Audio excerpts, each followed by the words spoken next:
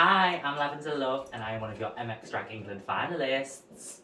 Hi, doll. Hi again. How are you? It's been a I'm while. good. How are you? It has been. I last seen you at the Drag Idol finale, I believe. Yeah, the finale. That Yeah. didn't quite make it to. No, but you made it to the finale of I MX did, Drag. I did. That's what matters. So where are you from? I am from Darlington, originally from Newton Aycliffe, but I moved to Darlington about 4 years ago now. So not far, but Close enough, close enough. Still in the northeast, dear. And what made you enter the pageant? I entered because, well, after Drag Eye, I still had the urge to compete, and this is a different type of competition. So I thought, why not give it a go? Put some different skills to the test. Absolutely. What are you most looking forward to doing within the competition? Most looking forward to fundraising, I think. It's a big thing, especially with the two charities this year. I think they're very important causes. And I've got lots of events like Aycliffe Pride Fest, Darlington Pride that I'm going to be at, fundraising for the Charlie and Kat Foundation and Pride Radio. So I'm really excited just to get out there and make a difference. Awesome. That's what drag queens do. Exactly. Yeah. And what would you say you're most nervous about or kind of least looking forward to in the categories?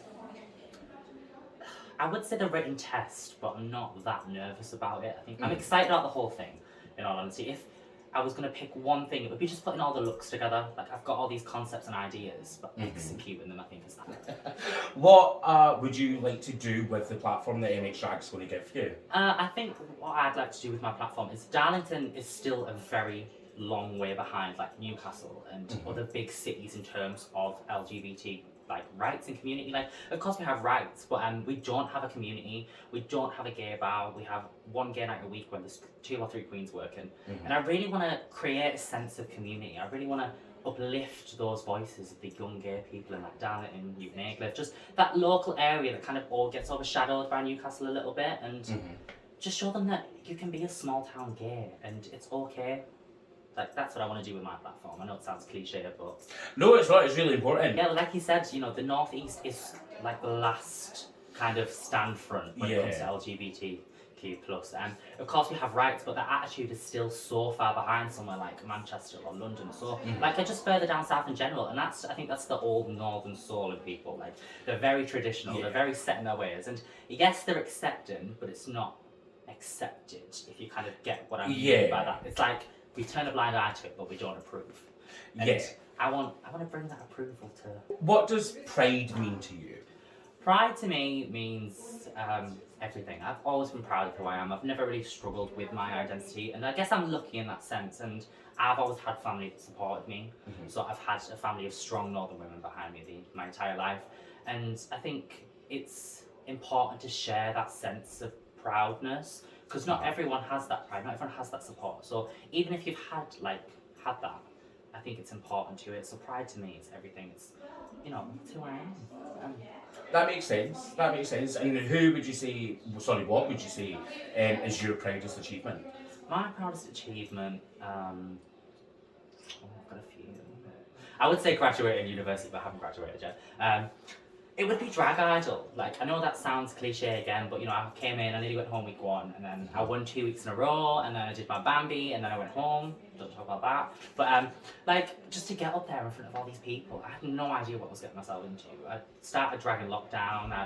So you started in lockdown? Yeah, so Drag Idol, it started on my birthday, and my drag anniversary was a year in January. So I'd started in lockdown, I'd done lockdown, I'd come out of lockdown, done table service in drag, and then performed maybe a handful of times at like Darlington Pride and Sapphires.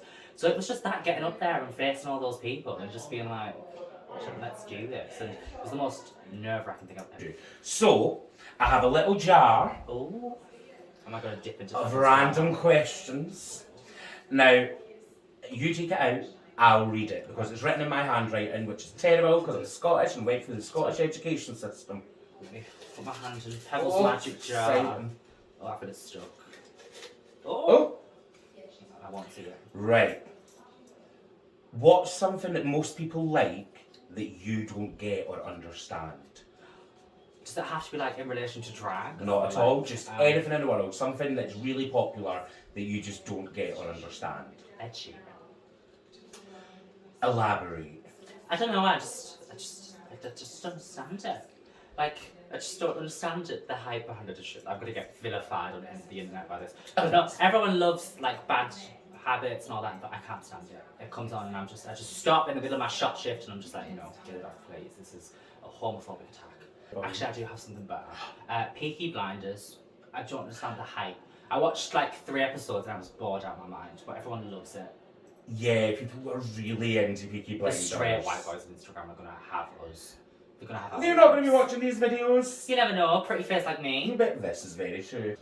Well, Lavender, thank you so much for being here with me Thank you for today. having me. Thank you for interviewing me.